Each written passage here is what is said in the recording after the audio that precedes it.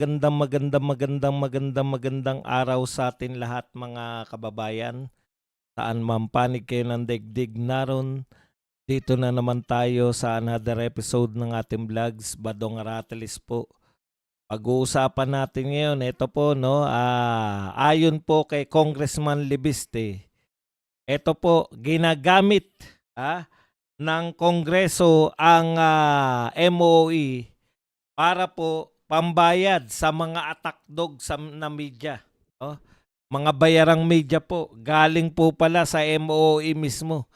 Iyan po ang ipinahayag. Kaya pala halos araw-araw ay inaatake ng media itong si Congressman Libiste ay bayad pala kayo.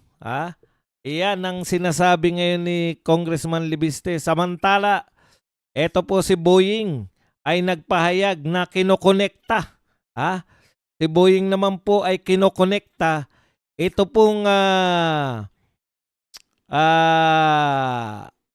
prangkisa ni Libiste sa mga Duterte again and again and again and again. Pati may special guest po tayo Ito po. Maya-maya po ay guest po natin to si Congressman Libiste. One-on-one, exclusive. Na parang hindi naman. Man Peru, thank you very much sa pagpasok dito. Pasok-pasok mga suki. Yan. Maylin Acosta, hi boss, nakaabot din sa live sa wakas. Chris Sowanta, Congressman Libiste, wag susuko, ikaw si Davis. Sila ang gulayat. Ikaw si David, sila ang gulayat. Yan siguro ang ibig sabihin ni Mami.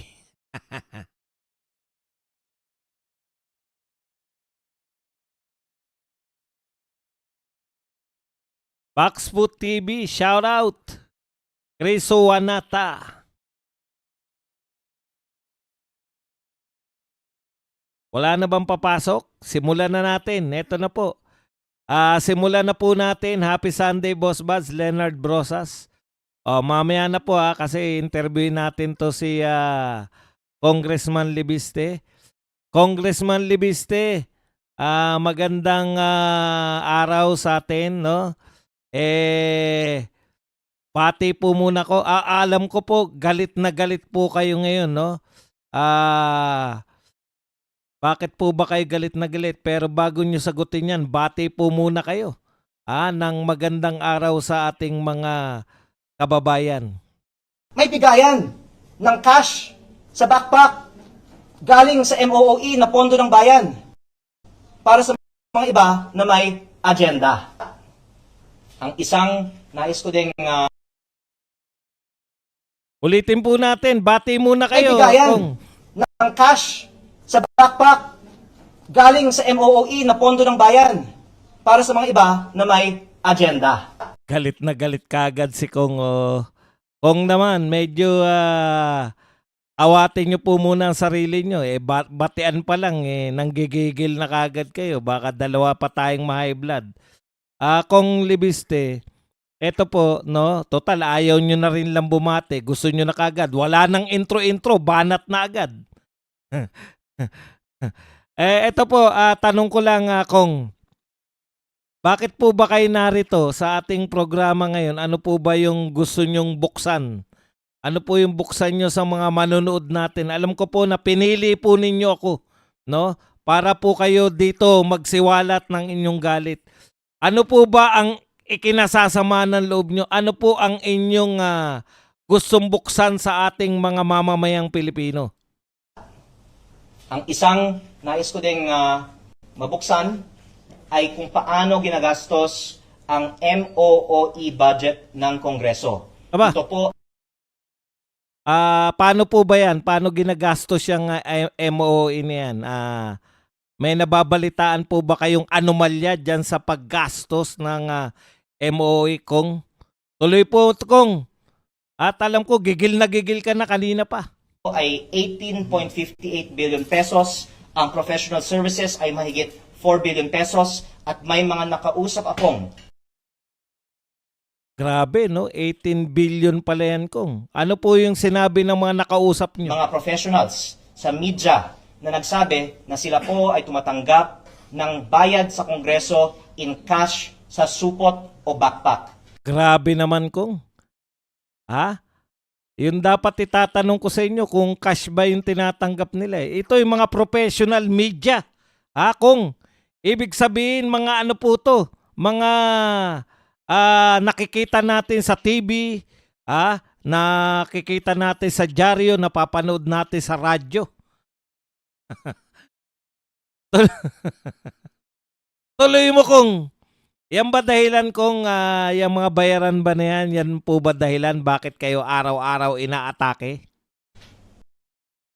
Kung ako po ay tatanungin tungkol dito, may mga specific na maituturo ko na bigayan ng cash sa mga professionals gamit ng MOOE. At bukas din po ako sa talakayan tungkol dito sa Kongreso. Kaya ko po ito sinasabi at kaya din po ako humaharap sa media ngayon dahil wala po akong itinatago.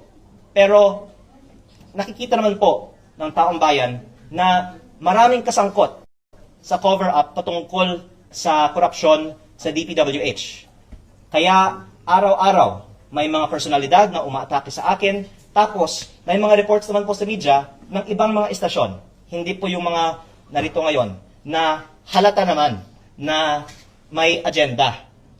May agenda. At hindi po yung nandito ngayon. Pero baka sa agenda, nakikita natin na iba may agenda.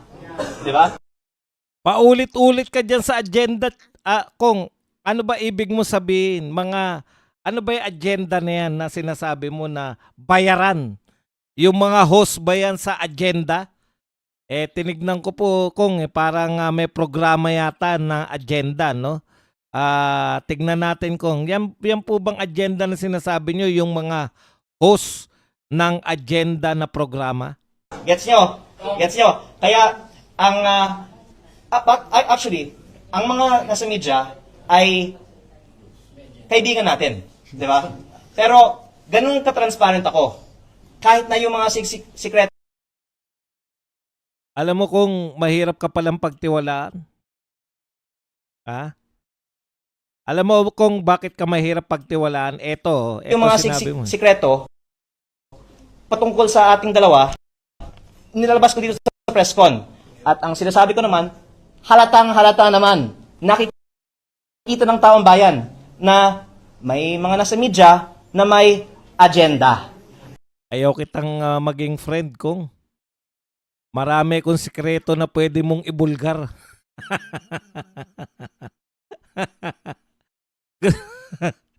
Kawawa kaibigan mo kong kasi binubulgar mo eh. Hindi ka tumulad kay John Vic. Ha? Si John Vic ayaw niyang sabihin kung sino yung friend niya na tagapamagitan ng mga nanunuhol. Sige kong, ituloy mo ang panawagan mo na yan. At ang dapat, ilabas nyo nga kasi hindi naman kayo itutukoy ko, na istorya ay may bigayan ng cash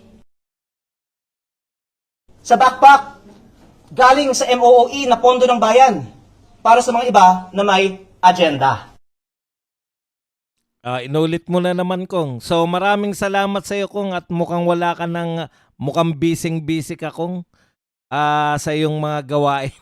May bigayan ng cash sa backpack galing sa MOOE na pondo ng bayan.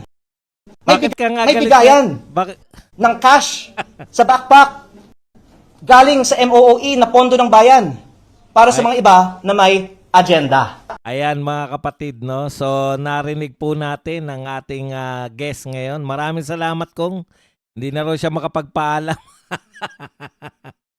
Dahil very busy po siya. May lakad pa si Kong. Ayan baka maniwala naman po kayo nakausap natin. Yan po ay kuha po natin sa kanyang press conference, no? Ah, hindi po talaga hindi po talaga natin guess yan. Baka kasi nagtataka po siya, hindi naman sinasagot yung mga tanong mo, Badong. Okay, eto sa totoo lang po. Hindi po kasi yung maleta po pang ano yan pang mga big time. Yung maleta pong tinatawag pang congressman yan.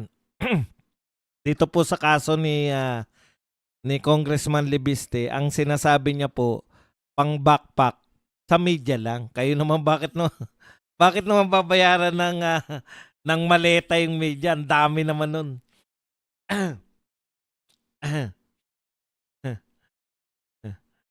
Okay. Sa totoo lang po, ako naniniwala ako rito kay ano kasi nga pati nanay niya, 'di ba? Tinatabla niya sa pati nanay niya medyo natatabla niya na sinabi niya na meron ding request yung nanay niya mismo.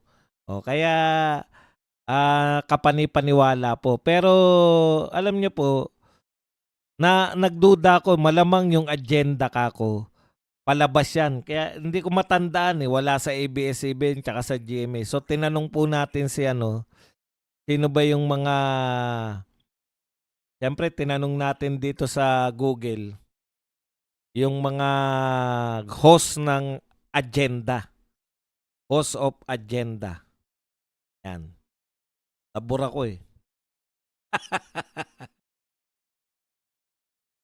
Ang hirap maghanap buhay. Ang hirap. Eto po, nasa Bilyonaryo Channel, no?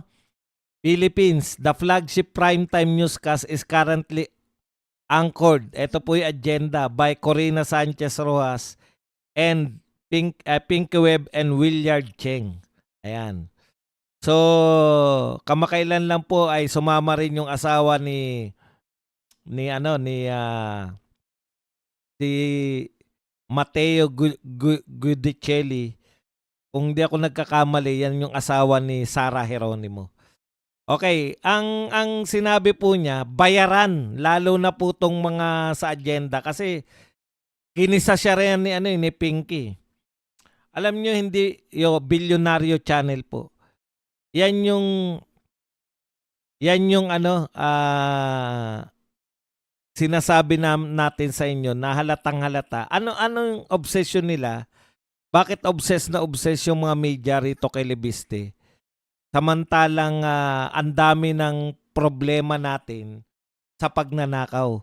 Ang tanong po ba, may ninakaw po ba si Libiste? Yun lang po kasi unfair. Maaring may nilabag siya sa prangkisa. Ganito lang po yan Pag ikaw po, ako pa ulit-ulit na ako rito, hindi po lahat ng krimen ay dapat, hindi po lahat ng krimen magkakasimbigat. Di po ba? Kung limited, kung ikaw leader, limited yung kakayahan mo, limited yung resources mo, limited yung mga tauhan mo, limited yung time mo para mag-imbestiga, ano ang dapat una mong unahin? O paglutas ng problema in general, ang mga leaders po, ang inuuna po nilang lutasin ng suliranin, yung mga mabibigat. Mula sa pinakamalaki, papunta ka sa pinakamaliit. Di po ba? Dito sa gobyerno na to, inuuna nila, tama naman yan, pwede pong may nilabag si Libiste na sa kanyang prangkisa. At dapat po ang nag-iimbestiga niyan yung Congress. Bakit po? Kung may nilabag po siya sa kanyang prangkisa, kasi yun lang naman yung concern ng Congress dyan Wala pong concern ng Congress, wala pong concern ng Pilipinas, yung gobyerno ng Pilipinas, malugi man o hindi si Libiste. Ang concern lang niya, yung binigay ba sa yung prangkisa, nakakatupad ka sa mga anong tawag diyan? Alituntunin, 'di ba? O halimbawa, binigyan ka ng prangkisa para mag-free broadcast. May prangkisa ka, channel ka. Frequency kasi yan binibigay ng gobyerno. Nag-i-issue siya ng prangkisa, gagamitin mo naman. Pag ikaw nagpalabas ka ng mga X-rated, lumalabag ka ron sa sa polisiya ng yung prangkisa. So, iimbestigahan ka pag napatunayan kang lumabag, pinakamabigat na maging parusa sa iyo, depende kung may multa pa, pero ang pinakamabigat, tatanggalan ka ng prangkisa. O, parang yung mga prangkisa ng bus yan, tuwing may bus na maaksidente sa EDSA, ang unang ginagawa ng LTFRB, tinatanggalan o sinususpindi muna yung prangkisa para sa investigasyon. So sa pag napatunayan na yun ay pagkakamali lang ng driver at minsan lang nangyari, talagang mababalik po yung prangkisa o sinuspindi lang naman. Ganun po yun. No? Hindi po ito malaking usapin. Hindi po ito kasing laki ng usapin ng flood control project na marami pong pera ang ninakaw. No, lagi po nilang prangkisa. Tapos sisiraan. Ang problema, buong media, tinukoy niya partikular yung agenda. Halos lahat ng media, binabanatan ngayon si Libiste na hindi rin daw malinis. Bakit hindi malinis si Libiste? Ano ang ginawa niya? Karumal-dumal. Mas malala pa ba yan sa flood control fiasco natin? Mas malala pa ba yan sa kumubra ka pero wala kang pinatayo? Mas malala pa ba yan sa nagpatayo ka ng flood control na walang bakal, malabnaw ang semento? Para unahin natin si Libiste. Anong pronouncement ni Remulla? Uunahin si Libiste na imbestigahan. Bakit uunahin? Napakulong nyo na ba yung mga magnanakaw sa flood control?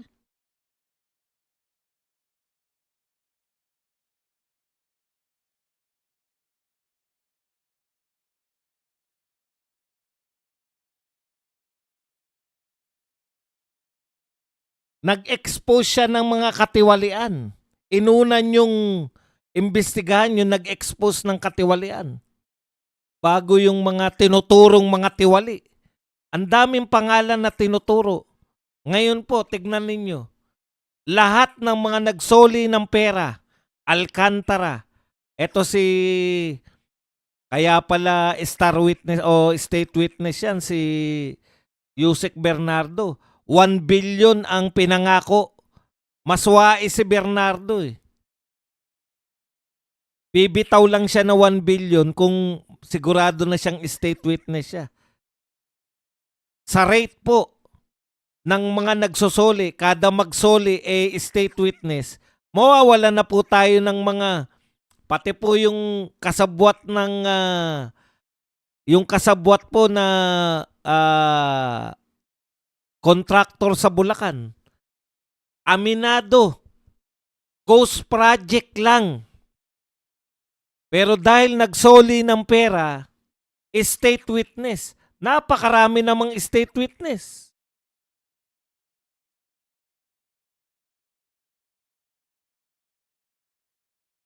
Hindi ko po alam kung bakit pinatatagal yung problema ni Libiste. Tinatabla na nga ni Libiste. Ilabas niya, wala naman problema yan eh.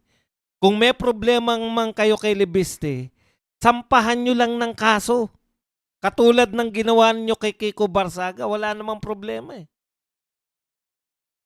Ang ginagawa nyo kasi, Cabral Files, may problema kayo. Ang problema ninyo sa Cabral Files, alam nyo kung anong problema nila sa Cabral Files? Ang pinoproblema ng mga to sa Cabral Files, hindi yung authentic ba yung laman ng Cabral Files ni Libiste. Ang pinoproblema nila, legal ba o illegal yung pagkaka-acquire.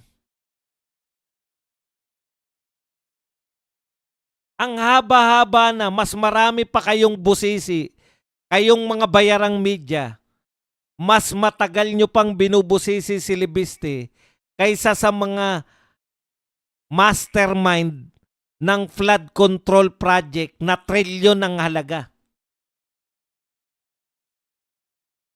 Ninakawan tayo ng daan-daang bilyon o trilyon pa nga. Pero wala kayong pakialam lahat, kayong mga bayarang media. Bayaran kasi kayo. Alam nyo ba kung ano lang ang pwede nyong iparusa rito kay Libiste kung sakasakali? Tatanggalan lang ng prangkisa. Parang yung ABS-CBN. Iba nga yung kaso ng ABS-CBN. Actually, hindi sila tinanggalan ng prangkisa eh. Actually, napaso yung prangkisa nila, nag-a-apply sila, tsaka lang inopen ni Marcoleta, ni tatay ni Keiko Barsaga, si Piti Barsaga, at tsaka si Boying Remulla. Kasama siya dyan sa laban na yan ng ABS-CBN. Kaya nga, tagahanga ako dati niyan eh. So lahat ng ito, dinadala nyo, authentic ba? Ay, hindi nga authentic yung Cabral eh. Ang binubusisi ninyo sa totoo lang, legal ba o illegal ang pagkakakuha? Sa mga taong bayan, hindi po importante kung paano nakuha ni Libiste yung Cabral files. Ang importante, malaman namin yung nasa Cabral files para makita namin kung sino yung mga magnanakaw. Yun ang mas importante sa amin. Sino-sino ang mga magnanakaw sa Pilipinas. Hindi yung, inuusig ninyo yung mga taong yung mga taong naglalabas ng katotohanan eh. Ibubulgar niya, ito yung mga may allocables. Ito yung mga may mga request. O baka sabihin nyo naman si matulis din pala to si no? Manang-mana sa tatay niya, no? No? Si the good one, JB Ejercito. Aba, spotted with MJ Lastimosa. Grabe, binibining Pilipinas Universe ang napapabalitang karelasyon. Matulis ka, boy.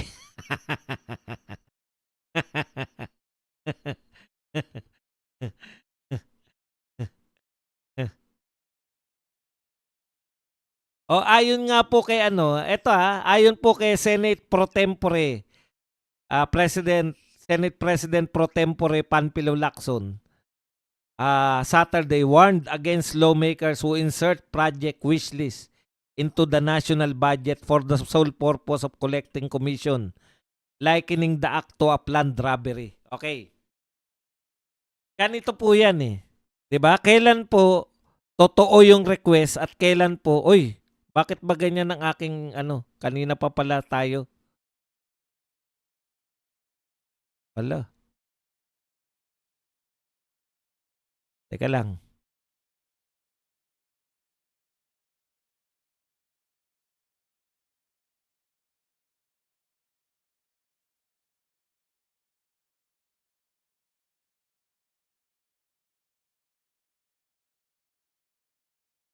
Ano na nangyari? kanina, kanina pa ba ako ganyan? Hindi naman.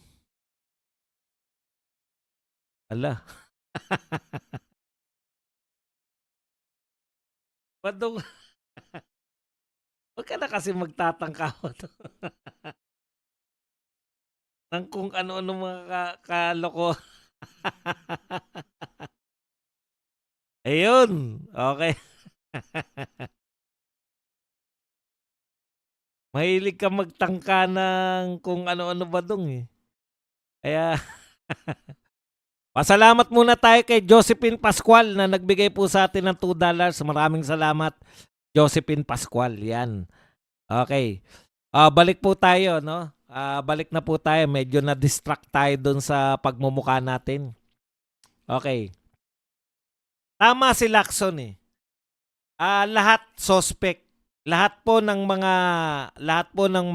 may request. Kaya lang ito kasi banat niya to kay Amy. 'Di ba si Amy Marcos, sabi ni Amy Marcos. Katwiran ni Amy Marcos 'yan eh. 'Di ba sabi ni Ping Lacson, wag ka na magmalinis, 'di ba, Amy? Meron ka rin naman request eh. 'Di ba nag-request ka rin? Ang sagot ni Amy, meron nga kaming request pero hindi naman kami napagbigyan. Kaya wala kami riyan. Ngayon, ang sagot ni, binaktoyo siya ni Lacson, yung mismong paghingi mo ng request ay para daw ano yan, likening the act to a planned robbery. Kasi ganito yung distinction ni Lacson eh. Pag ikaw nanghingi ka ng request at ang balak mo ay mangumisyon, parang nagpaplano ka ng magnakaw, 'di ba? Pinaplano mong nakawan yung gobyerno kasi nangungumisyon ka eh. Ngayon, bago natin na ibalik dito kay Libiste, patulan muna natin to si Lacson. Alam mo, Senator Lacson, madali lang naman matukoy ng mga tao kung sino po yung mga nagre-request para mangumisyon at kung sino po yung totoo. Kasi baka naman may mga totoong nagre-request dahil pangangailangan, di ba? Halimbawa, yung mga mayor, mga governor, nagre-request po yan eh. Nasa konsensya na nila yun kung mangungumisyon sila o hindi.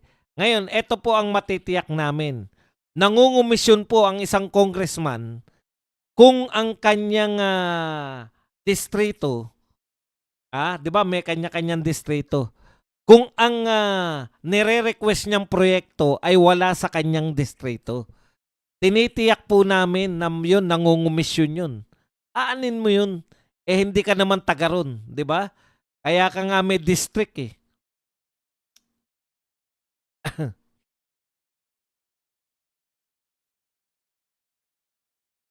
Wala na, ayaw na tayong bigyan ng ads.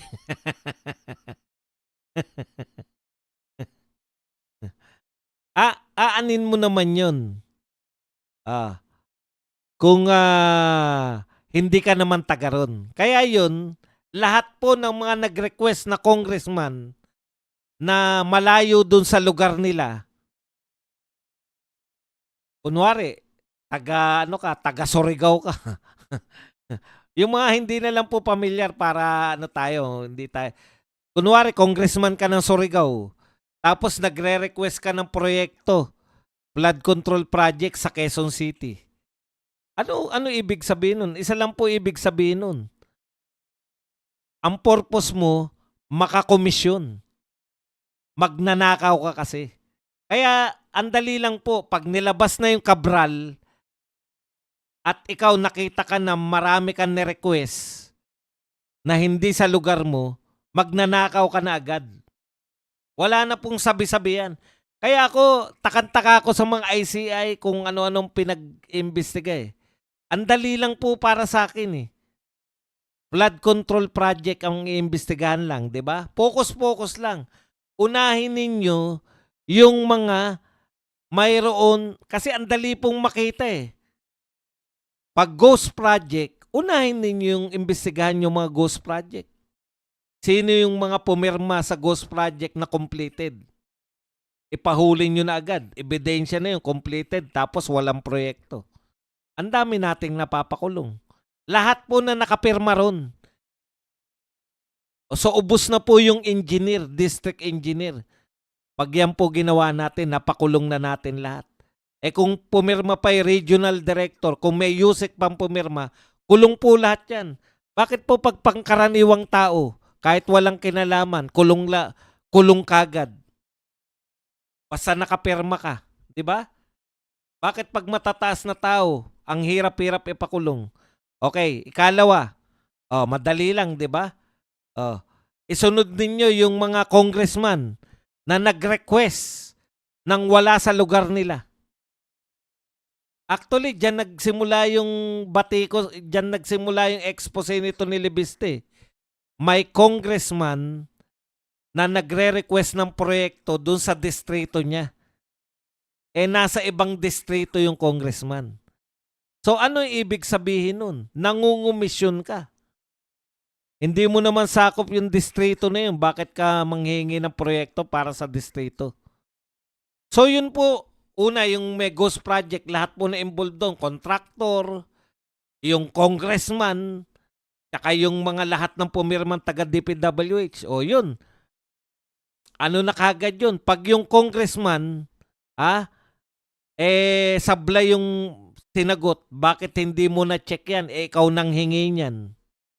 Tapos ghost project pala. Imposible pong wala siyang kinalaman pag ikaw po nang hingi ng pondo at tapat ka. Susubaybayan mo yun dahil kaya ka nang hingi, kailangan ng mga kadistrito mo yun eh. Ipagmamalaki mo yun. Mag-i-inaugurate ka pag tapos na. Ghost project, ibig sabihin po niyan, tapos na. Nagkapirmahan na, nagkabayaran na. Ghost project nga eh. Pero si congressman, walang in-inaugurate. Imposible congressman, di ba? Kaya ang dali lang po kung gusto talaga na may mga makulong. Pero kung ayaw talaga, lahat po ng paraan pwedeng gawin. Lahat din po ng paraan pwedeng gawin kung gustong may makulong.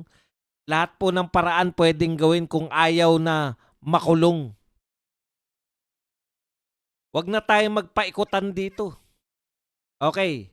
Kaya si Libiste ngayon, hinahanapan kasi sikat na sikat si Libiste dahil siya yung mukha ng sila ni Kiko Barsaga yung mukha ng bagong liderato na hindi kinukonsinti ang pagnanakaw. Ayaw yan ng mga magnanakaw. Ayaw ng mga magnanakaw na marami pang sumunod na mga tapat sa panunungkulan dahil ang una pong ginagawa ng mga tapat na tao, ilantad yung mga magnanakaw. Ayaw po ng mga magnanakaw yung ganun. Kaya simula pa lang, kahit wala pa silang 1 taon na congressman, kung ang papunta na sila sa pag-expose sa mga magnanakaw, ngayon pa lang, wawarakin na nila. Tignan nyo paninira kay Leandro Libiste. Pati yung iyakin, pagiging iyakin. Yung pala, sinabi ni Libiste, hindi po ako umiiyak. Baka nanay ko umiiyak. Dahil sa kanya dumadaan yung mga tao eh. Para patigilin ako eh. Pero ako tuloy-tuloy po to. Tinahalata ni Lacson parang sinasarcastic siya, di ba? Ni Libiste. Ayon nga po kay Senator Lacson, maghinay-hinay ako. Sa action po, nakikita ko naghinay-hinay si Libiste. Laging may press con eh. Okay ang ginagawa mo, Libiste. Huwag kang makinig sa mga tao na isinuko na yung kanilang mga pakikipaglaban. Ayaw nang lumaban yun, tapos magpapayo pa na dapat hindi ka banat ng banat araw-araw. Insenas katapusan lang ang banat.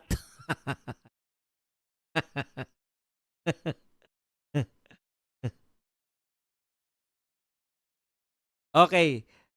Tapos eto, hindi pa sila nasiyahan dyan, hindi pa nasiyahan sa pagbanat ng mga media. Ito po si Boying. Ito, ang pahayag po ni Boying, may connection yan, Representative Leandro Libiste, sa Duterte government. Yung ibig sabihin niya ng Duterte government, yung kay Tatay Digong from 2016 to 2022. May connection daw si Leandro Libiste sa Duterte government. 2019 yung franchise. Kasama nanay niya. Kasama siya naglakad niyan. Okay. Ang tanong ko po, masama po bang maiugnay sa Duterte?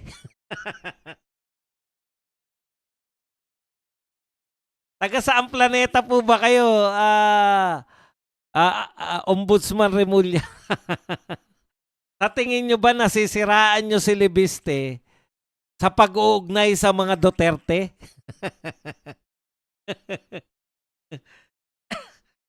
Yung iba nga pong walang ugnayan sa Duterte, aminadong dilawan eh. Inuugnay nila pilit yung sarili nila sa Duterte para sumikat eh. Ano po ang masama kung nagkaroon ka ng franchise nung panahon ng mga Duterte? Hindi ko po kasi makita. What's the logic? May ugnayan kasi sa Duterte yan, eh. Kaya may franchise, eh. Ano po ngayon?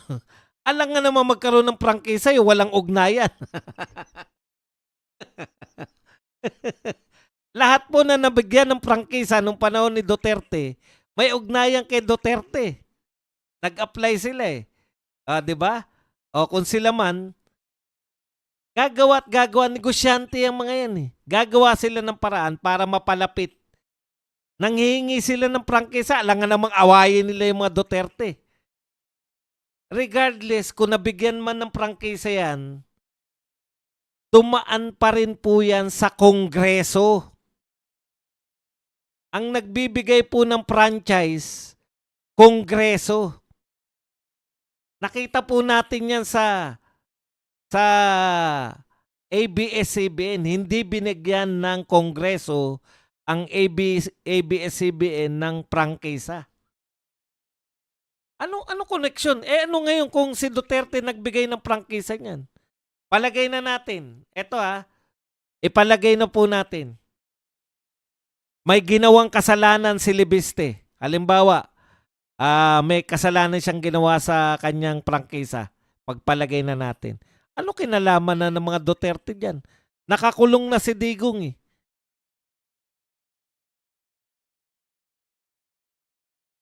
Hindi porket inappoint niya rin yan. Di ba inappoint ni Digong yan si Vince Dizon? O anong kaugnayan ni Duterte kay Vince Dizon sa mga pinagagawa ni Dizon? Kaya nga kayo may congressional hearing, eh. Kung sa tingin niyo lumalabag si Libiste sa prangkisa niya, di mag-iimbestiga po yung Kongreso na nagbigay ng prangkisa at saka tatanggalan siya ng prangkisa kung napatunayan na siya ay hindi sumusunod doon po sa prangkisa. Ganun lang po yun. Bakit po uunahin ninyo bilang ombudsman? Ombudsman kasi kayo, eh. Trabaho po yan ng Congress, eh. Yung prangkisa, trabaho ng Congress yan. Bakit mo inuuna? Bakit napaka-concern mo? Ipasa nyo sa Congress. Wala po kayong karapatan na mag-review ng prangkisa. Sa pagkakaalam ko, yan po ay solely trabaho ng Congress. Kung yung Congress nga hindi iniintindi yung prangkisa ni Libiste, bakit? Busy sa impeachment, eh.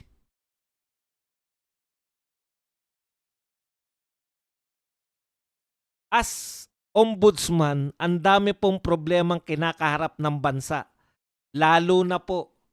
Kasi ang pangunahing talagang trabaho ng ombudsman, magbantay laban sa mga magnanakaw na taga-gobyerno.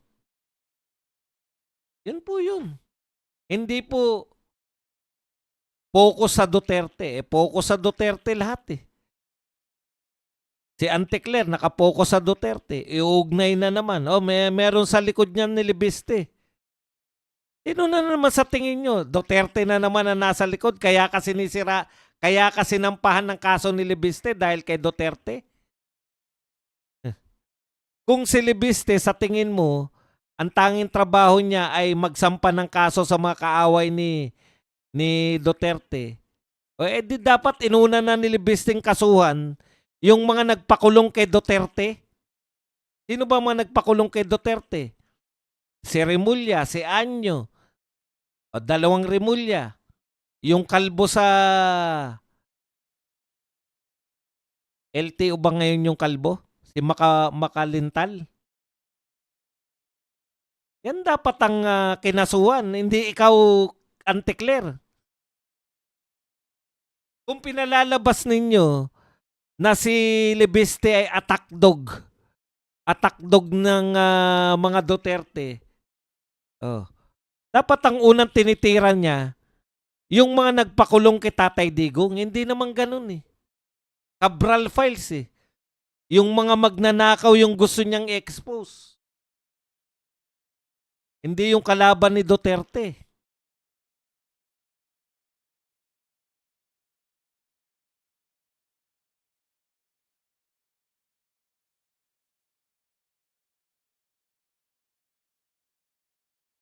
O, yan po MOOE. Ginagamit para bayaran ang media. Bakit hindi nyo imbestigahan ngayon si Libiste? Para mailabas niya yung mga totoo. Backpack at saka supot.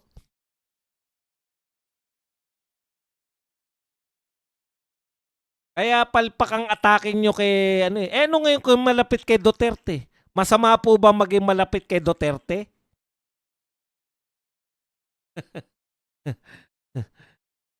Hindi ko maintindihan kung ano po yung binabanat nyo. Pinasisikat nyo lang si Libiste. Kasi hindi namin alam na ganyan pala kalapit kay Duterte yan eh. Ngayong alam na namin, pag tumakbo yan na senador, iboboto na namin yan. Sana tumakbo ka sa PDP laban. Akala nyo ba kasiraan na maging malapit sa Duterte? Kasiraan ba yun? Isang pinuno na hindi nagnakaw? Isang pinuno na nag-conduct ng war on drugs? Kaya pinakulong? Isang pinuno na may totoong proyekto? Nakakahiya po bang ma-identify kay Duterte? Hindi kailanman. Nakaka-proud na sabihin na ikaw ay tuta ng mga Duterte. May mali kayong mentalidad eh. Yung mentalidad na akala nyo pag nilapit nyo kay Duterte okay na. Kaya pala yan ganyan. Kaya pala yan ganyan si Libiste Duterte pala yan. Bakit? Yung mga malalapit kay Marcos hindi nyo banatan.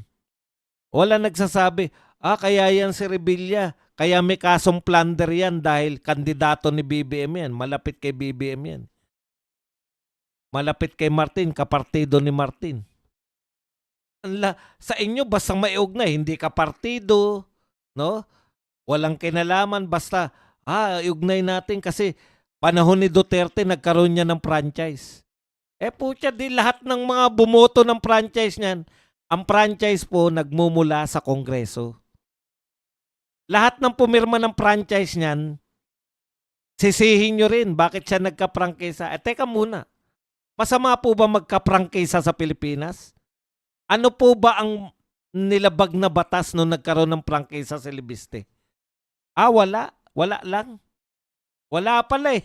Bakit natin pinag-uusapan yung prangkisa ni Libiste?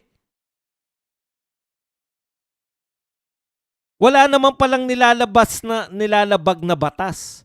Masama po ba magkaroon ng prangkisa ang isang batang promil? Hindi. May illegal po ba sa pagbibigay ng prangkisa kay Libiste? Wala. Ay wala po pala. Ang dami pong illegal na tao na gusto naming makulong. Bakit po natin pag-uusapan kung paano nagkaroon ng prangkisa si Libiste sa pamamagitan ng pagiging malapit niya kay Duterte?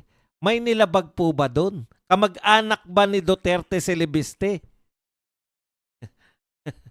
Taga Davao ba siya? Kasi automatic pag sinabing taga Davao, naku, kasalanan yan. Taga Davao pala yan. Taga Davao ba si Libiste? Alam ko, taga Batangas siya eh. Ano po ang masama magkaroon ng prangkisa ang isang negosyante kung nag-apply siya, inaprobahan ng Kongreso? Ngayon, kung after na nabigyan siya ng prangkisa, lumabag po siya sa batas, di pwede naman siyang kasuhan. Immune ba si Libiste sa pagkakaso? Hindi naman po eh. Never siyang immune. Ang immune lang po, isa lang po, presidente. Lahat po pwedeng kasuhan. Sa dinami ng dinadakdak ng media, bayarang media, wala palang kaso si Libiste? Wala po. Bakit natin pinag-uusapan? Diversyon si Libiste. Pinakamalaking diversyon. At si Libiste at Kiko Barsaga ay ginagawa nilang example. Ito ang mangyayari sa inyo pag kumalaban kayo sa mga magnanakaw. Hindi namin kayo tatantanan. Papalabasin namin kayo na Parang makakasalanang mga tao. Ngayon po, prangkisa sila ng prangkisa dahil malapit sa Duterte nagkaroon ng prangkisa. Ano po ang problema ron?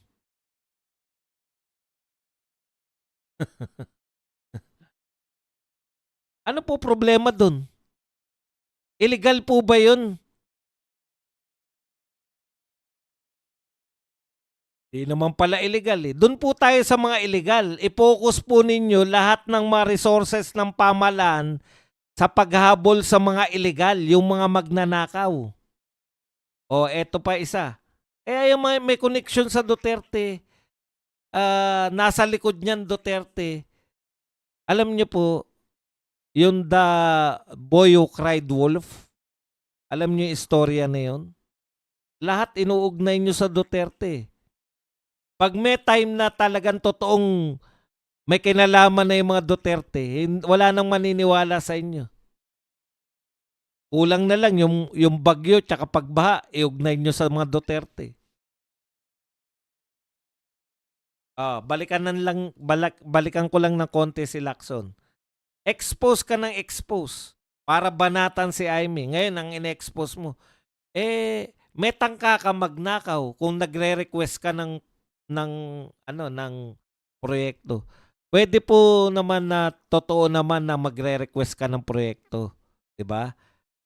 Pwede po 'yun kasi inaalaw nyo eh. Kung pinagbawal nyo 'yan, wala dapat automatic dapat lahat ng manghihingi ng proyekto. Sino po yung mga magnanakaw diyan sa mga panghingi? Halimbawa, ikaw ay secretary ng ibang departamento. Secretary ka ng DepEd halimbawa. Hindi ko sinasabing involved si Angara. Halimbawa, kasi may binabanggit sa Cabral Files na may mga secretary at undersecretary ng ibang departamento na nanghihingi ng mga DPWH projects. O halimbawa, DepEd secretary ka, nanghingi ka ng kalsada, highway, o nanghingi ka ng tulay. Magnanakaw ka na agad. Wala ka namang kinalaman dun eh. Bakit ka manghihingi ng tulay? Kahit patagaron ka. Automatic yung magnanakaw ka na agad.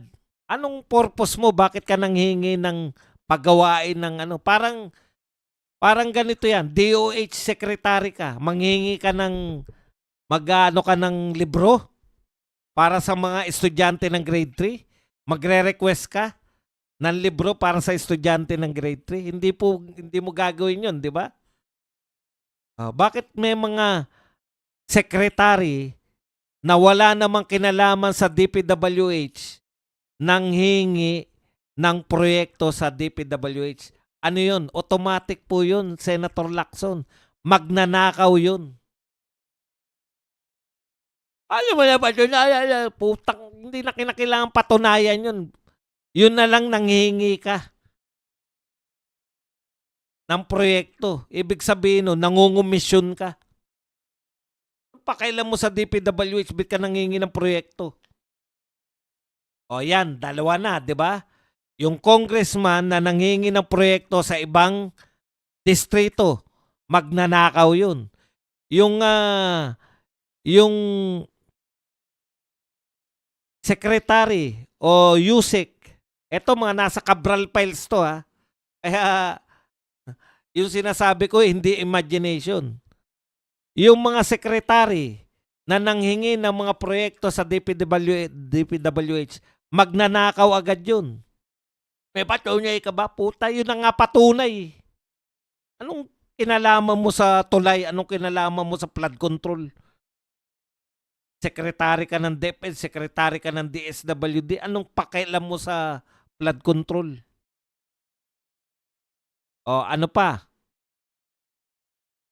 O yung sobra-sobra, yung sobra-sobrang budget sa distrito mo na pagkinuwenta ng mga tao dahil ang daming bilyon ng distrito mo tapos ang liit lang. Pinubuo lang ng ilang bayan. Ay, yung Davao City, yun po ang pinakamalaking syudad sa buong Pilipinas. Kung ikaw ang distrito mo, kapiranggot lang. Tapos binuhusan ka ng bilyong-bilyong pondo na pag kunenta mo, pwede na lahat ng palayan masemento na. Magnanakaw yun.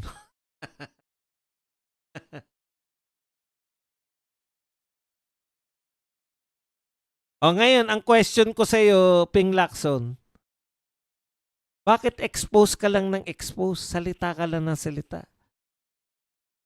Trabaho mo yan. Araw-arawin mo yan. Yang mga magnanakaw na yan.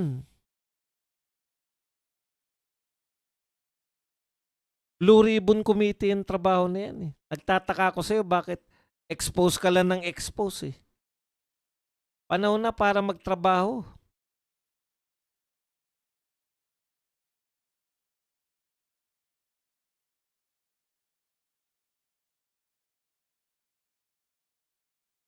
Okay, kumusta naman po yung mga ibang laging nasa media dahil mga paborito ng media? Totoo ba sila nagtatrabaho? Ito po, sabi po ni Kiko Pangilinan, kahit tricycle driver may karapatang mangarap maglingkod sa bayan. Oh, tama naman yun. In theory, kahit po taxi driver, pwede siyang tumakbo bilang presidente. Ang problema nito, hindi ka po, nuisance candidate ka ba? Puta, paano ka kakatakbo sa buong Pilipinas? Ang sinasabi ni Kiko, alam mo naman itong mga to Ang solusyon nila Kiko ay anti-political dynasty law. Di ba? Kaya daw hindi makatakbo bilang presidente yung tricycle driver dahil ilang pamilya lang yung sikat na tumatakbo pa ulit-ulit. Alam nyo, ito na naman itong mga dilawan, ang gagandang pakinggan. Wala pong duda, ang gaganda pong pakinggan ng inyong mga pinagsasabi.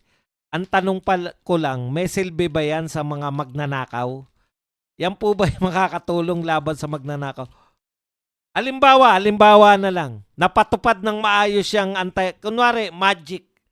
Gusto nyo ngayon, within 1 month na first reading, second reading, third reading, ganun din sa Congress, minadali. May anti-dynasty law na tayo. Ay, salamat, may anti-dynasty law na. Wala na ngayong magnanakaw. Wala nang magnanakaw dahil may anti-dynasty law na. Diba walang connect? Disconnected na kayo Yung mga dilawan, bakit wala kayong silbi sa lipunan? Kasi laging disconnected kayo sa katotohanan ng buhay. Iba ang pinoproblema, iba yung tunay na problema. Yung ginagawa ninyo sa Senado at Kongreso, hindi kalutasan kahit kailanman sa problema ng Pilipinas. Ang problema ng Pilipinas, daming magnanakaw, nasa gobyerno. Nasa Senado, nasa House of Representatives, nasa Executive Branch. Ang daming magnanakaw. Sabi nga, meron ding mga magnanakaw sa hudikatura. Corruption is everywhere. Ang solusyon nila, anti-political dynasty law. Wala akong pakialam. Mga impractical na tao, hindi na dapat yan mga mabuti. Di po ba? Parang alam niyo yung kwento na patawanan ang corny. Naghanap dito sa may ilaw. Pero yung susi, nahulog niya dun sa walang ilaw. Tinanong siya, bakit dito ka naghanap? Dun mo pala nahulog. Wala kasing ilaw dun, hindi ko rin makikita. Dito ako naghanap sa may ilaw. Sa madaling salita, yung mga dilawan, ginagawa nyong obsolete yung sarili ninyo. Okay lang sana kung magsalita man lang kayo laban sa korupsyon, okay na yun Pumanat man lang kayo sa mga magnanakaw, okay na yun. Kaysa maririnig namin kayo na napakatatas, ito ang solusyon. anti-political dynasty law.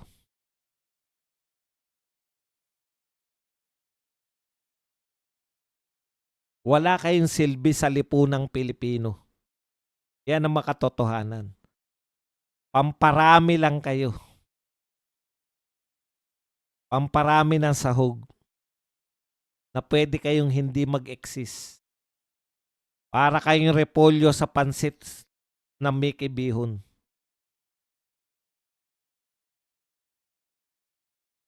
Kalabisan na kayo. Hindi kayo main ingredients. Kumbaga sa karinderya, sa dinami-dami ng putahing pwedeng pagpilian, kayong mga dilawan, tubig.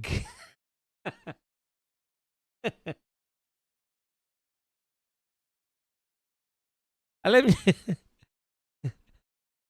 yung pwede kayong hindi mag-exist. Pwede kayong magtago nang hindi kayo mararamdaman. Alam niyo yung ganun ka yung existence ninyo.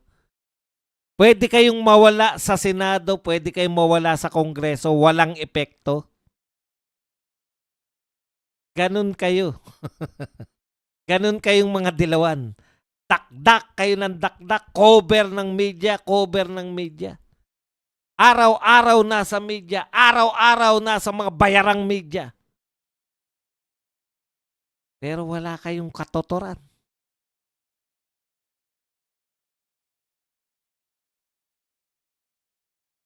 If you're not a part of the solution, you're part of the problem. Lalo na kung binigyan kayo ng kapangyarihan ng tao. Simple lang, di ba? Kung hindi kayo nakakatulong sa paglutas ng mga suliranin, bahagi kayo ng problema. Kasi binigay ng tao yung tiwala sa inyo. Worse ang ginagawa nila. Okay na yun eh. Wala na kami maramdaman. Ang worse pa, nakakatulong pa kayo sa diversion. Ikulong ang mga magnanakaw. Kaya impeach natin si VP Sara Duterte. Pangalawang rally nila, puta, hindi na kami sasama dyan. Tayo nyo na sumama sa mga dilawan. Niloloko lang kami. Anti-corruption daw yung rally. Pagdating doon, ang laki. Impeach Sara Duterte. Ang panawagan, impeach Sara Duterte. Anti-corruption, impeach Sara Duterte ang solusyon. Kalokohan eh. Kaya ako galit na galit sa dilawan kasi wala na nga kayong silbi. Ginagamit pa kayo ng administrasyon para pabanguhin sila. Alam niyo wala na kayong silbi pero nakakadagdag pa kayo sa mga sinasagot namin. Hindi naman kayo main actor, wala naman kayong kapanyarihan talaga. Wala naman talaga kayong tunay na power, wala talaga kayong katotoran. Pero dahil, ewan ko kung anong nakita sa inyo ng media, mukhang hindi naman kayo nagbabayad sa media. Mukhang kayo rin ang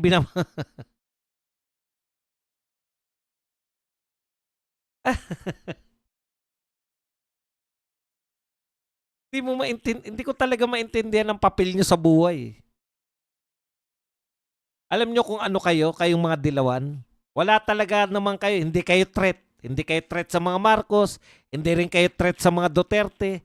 Wala kayo, pwede kayong mag-exist. Walang parang si Risa Ontiveros na dumalo sa Santo Niño Festival sa Tondo. Walang pumapansin. Alam niyo yun? Alam niyo yung papel ninyo? Wala naman talaga. Pero ang iingay ninyo, kayo yung taga-pagtanggol talaga ni Marcos. Marami kayong intellectual pero kayo yung nagtatanggol kay Marcos. Alam nyo kung ano kayo? Para kayong kati sa likod. Na tuwing pumupunta ako sa Baguio City, bumibili ako ng pangkamot. Tuwing kinakailangan ko na kayong kautin, hindi ko na makita. Alam nyo yun? Nasa Baguio ako, bibili nga ako ng pangkamot. Pag nangati na yung likod ko, hindi ko na makita yung pangkamot. Ganun kayo. Kati kayo sa likod na hindi namin maabot.